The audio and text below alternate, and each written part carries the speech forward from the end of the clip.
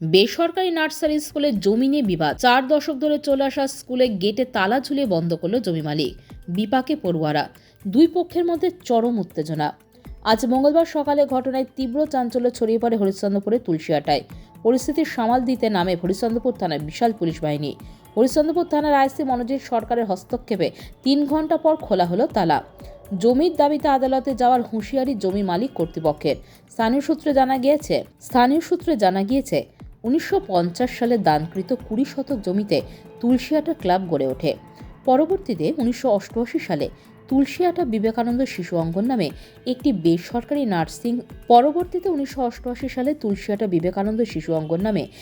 বেসরকারি nursery school গড়ে তোলেন ক্লাব কর্তৃপক্ষ। অভিযোগ, তুলসিয়াটা এলাকার বাসিন্দা রাধানাথ সাহা সেই জমিটি স্কুলকে ভাড়াতে দিয়েছিলেন। ক্লাব কর্তৃপক্ষ কোনো ভাড়া না দিয়ে দীর্ঘ 37 বছর ধরে স্কুল চালিয়ে আসছে। জমি মালিক রাধানাথের মৃত্যুর পর তার স্ত্রী ও 5 ছেলে সেই জমির ওয়ারিশ হিসেবে দাবি করেন। এদিন জমির দাবিতে স্কুলে তালা ঝুলিয়ে দেয় জমি মালিক কর্তৃপক্ষ।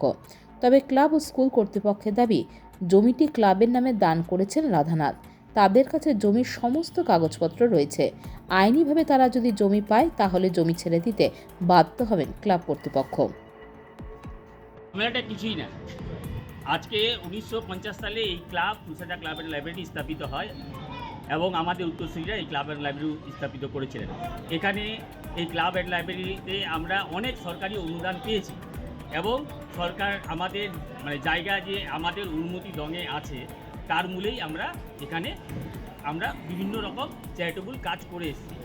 এতদিন যাবৎ আমরা বন্যা ত্রাণের লোককে সাহায্য করেছি, নোংরখানা খুলে দিয়েছি। লোকের আগুন বাড়িতে লাগলে আমরা তাদের জন্য ঝাঁপিয়ে পড়ি। এখানে হ্যাপাটাইটিস দিয়ে টিকাকরণ হয়েছে। প্রত্যেক বছর আমরা হেলথ চেক আপ করাই তুলসিয়াটা ক্লাবের মারফত। আমরা এখানে প্রত্যেক বছর শীত বস্ত্র বিতরণ করি।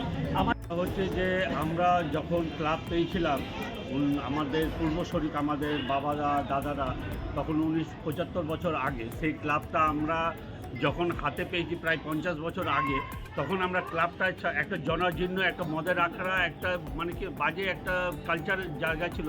সেটাকে আমরা বেশ কয়েকজন মাথা লাগিয়ে এটাকে গ্রামের একটা ঐতিহ্য করার মতো একটা প্রতিষ্ঠান তৈরি করেছি।